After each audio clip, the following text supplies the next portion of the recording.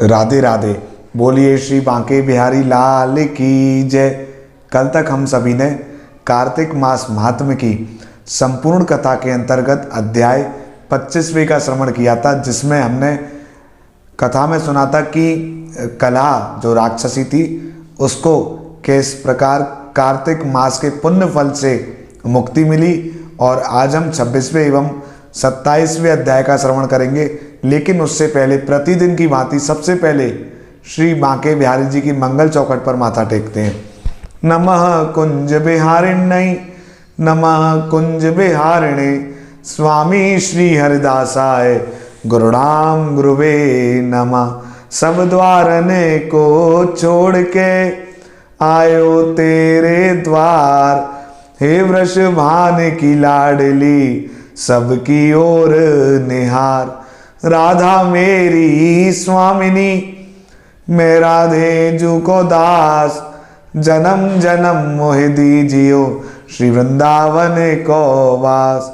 Vrindavan so one नहीं, नंद गाँव सो गाँव, बंसी बट सो बट नहीं, कृष्ण नाम सो नाम। वृंदावन के वृक्ष को मरम न जाने कोई, डाल डाले और पात पात श्री राधे राधे होय।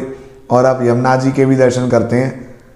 वृंदावन धाम को वास भलो, जहाँ पास भई यमुना पट रानी, जो जन नहाय के ध्यान धरे, बैकुंठ मिले तिनको रजधानी। बोलिए श्री तुलसा महारानी की जय। 26वां अध्याय प्रारंभ। नारद जी ने कहा, देवगणों के ऐसे वचन सुनकर धर्मदत्त ने कहा, सब मनुष्य भगवान विष्णु की प्रसन्नता के लिए विधिवत आराधना, यज्ञ, दान, व्रत, तीर्थ तथा तपस्या आदि करते हैं, किंतु कोई ऐसा सरल उपाय बताइए कि जिसके करने से इन सबका फल प्राप्त हो। गणों ने कहा, हे द्विज श्रेष्ठ, आपका प्रश्न बड़ा श्रेष्ठ है। हम आपको भगवान विष्णु को शीघ्र प्रसन्न करने का उपाय बताते हैं। हम इतिहास सहित प्राचीन वृतांत सुनाते हैं, सावधानी से सुनो। प्राचीन काल में कांचीपुरी में चोल नामक चक्रवर्ती राजा राज्य करता था। उसी के नाम से उसके देश का नाम भी चोल ही प्रसिद्ध था। राजा चोल के राज्य में कोई प्राणी दरिद्र, दुखी, पापी व रोगी नहीं था। यह सब राजा के यज्ञ करने का प्रभाव था। ताम्रपर्णी नदी के दोनों किनारों पर सोने के यज्ञ स्तंभ सुशोभित थे। हे द्विजवर, एक दिन वह राजा भगवान विष्णु के पास गया। भगवान उस समय शेष शैया पर योग निद्रावश सो रहे थे। राजा ने उनकी मणियों, मोतियों और स्वर्ण के दिव्य फलों फूलों द्वारा पूजा की। वह साष्टांग प्रणाम करके भगवान के चरणों के पास ही बैठ गया। थोड़ी देर के बाद राजा ने अपनी नगरी कांचीपुरी के ब्राह्मण विष्णुदास को वहां आते हुए देखा। विष्णुदास भगवान की पूजा के लिए तुलसी दल और जल लिए हुए था। विष्णुदास ने वहां आकर भगवान को विष्णु सूक्त मंत्रों द्वारा स्नान करवाकर मंजरी तथा दलों से उनका विधि पूर्वक पूजन किया। विष्णुदास के चढ़ाए हुए दलों से राजा के चढ़ाए हुए मणि, मोती व स्वर्ण के फूल ढक गए।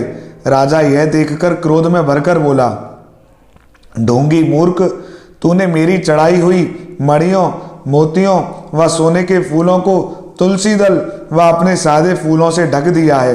तू बेचारा भला भक्ति करना क्या जाने। तूने मेरे किए हुए विचित्र श्रृंगार को बिगाड़ दिया है।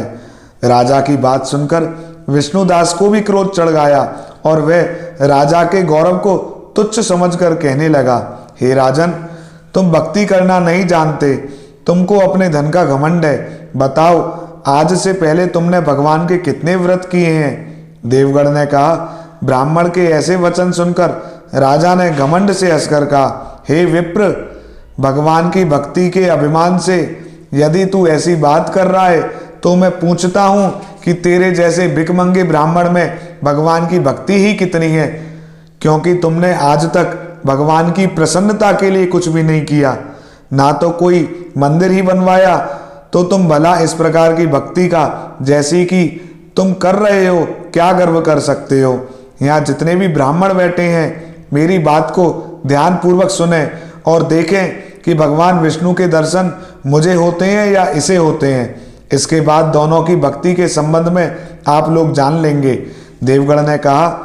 ऐसा कहकर राजा अपने महल में चला गया और वहां जाकर उसने अपने पुरोहित मुदगल को आचार्य बनाकर विष्णु यज्ञ आरंभ किया। उसने उस यज्ञ में अनेकों ऋषि महर्षियों को बुलाया, उनको बहुत सा अनाज और नगद दक्षिणा दी। जो यज्ञ पहले ब्रह्मा जी ने गया में किया था वही यज्ञ राजा चोल ने अपनी नगरी चोल में किया। विष्णुदास भी अपने मंदिर में ही रहकर भगवान की प्रसन्नता के लिए व्रत करने लगा। उसने माघ तथा कार्तिक मास के व्रत किए, तुलसी के वन की और एकादशी को भगवान विष्णु के 12 अक्षर मंत्र का जाप किया।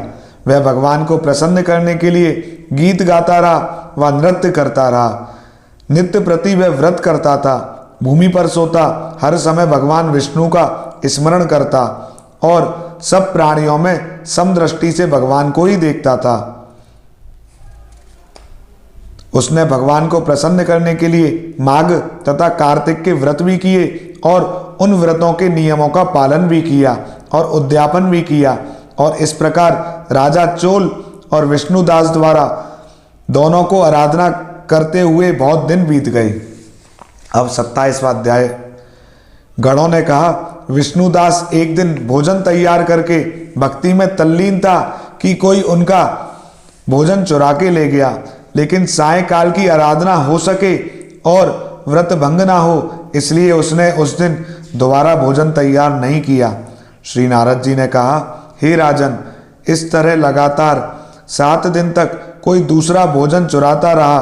तब वह हैरान होकर सोचने लगा, यह तो बड़ी विचित्र घटना है, ना जाने कौन हर रोज मेरे भोजन को चुरा कर ले जाता है। फिर भी इस देव स्थान को छोड़ना नहीं चाहिए। अगर मैं भोजन बनाकर खा लेता हूँ तो देर हो जाएगी और पूजा छूट जाएगी। अतः मुझे भोजन बनाकर तुरंत नहीं खाना चाहिए। बिना भगवान को भोग लगाने के वैष्णवों को भोजन नहीं करना चाहिए। अगर 7 दिन बिन भोजन के बीत गए हैं तो आज का एक दिन और सही। आज मैं भली भांति भोजन की रक्षा करूंगा और देखूंगा कि हर रोज इसे कौन चुरा कर ले जाता है। ऐसा सोचकर विष्णुदास भोजन के पास ही छिपकर बैठ गया।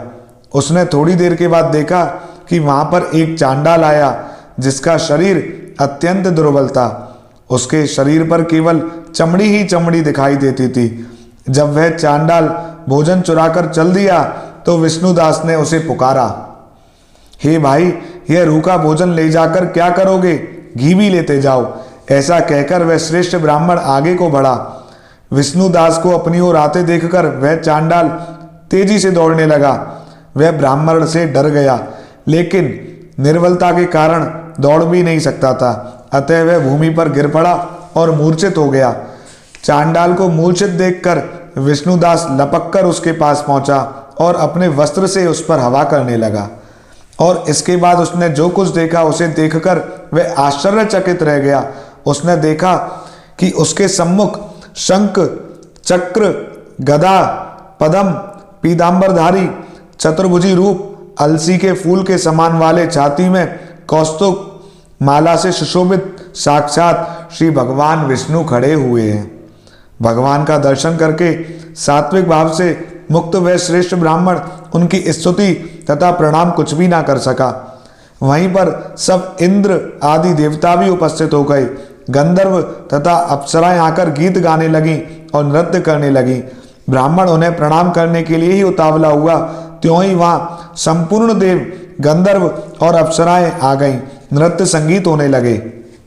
विष्णु भगवान ने अपना स्वरूप ब्राह्मण को प्रकट कर उसका आलिंगन किया और दिव्य विमान में बैठाकर उसे बैकुंठ ले गए।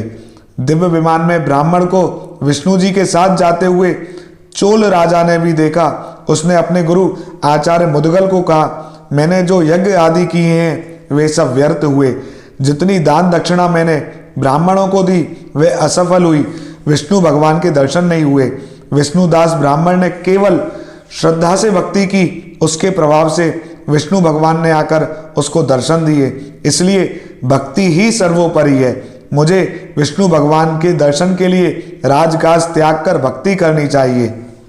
राजा के कोई पुत्र न होने के कारण उसने भांजे को राजगद्दी का अधिकारी बना दिया और खुद विष्णु भगवान की भक्ति करने लगा।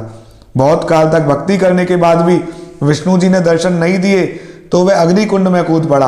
अग्नि में प्रकट होकर भगवान विष्णु ने राजा को गोदी में उठा लिया और कहा कि मैं तेरे त्याग और भक्ति से बहुत प्रसन्न हूँ। उसका आलिंगन करके उसको दिव्य विमान में अपने साथ बिठाकर बैकुंठ लोक में ले गए। भगवान विष्णु ने अपने समान रूप वाले ब्राह्मण को पुण्यशील और राजा चोल को सुशील नाम देकर दोनों को अपना द्वारपाल बनाया। बोलिए श्री भगवान विष्णु की जय। आज हमने अध्याय 27वां तक का श्रवण कर लिया है और आज हमने जाना कि भक्ति ही सर्वोपरि है। चाहे जितने भी साधन किए जाएं, यदि वो श्रद्धा रहित हैं तो वो कीमती हो सकते हैं साधन, लेकिन भगवान को प्रिय नहीं होंगे, क्योंकि भगवान को प्रिय तो सिर्फ भक्ति है।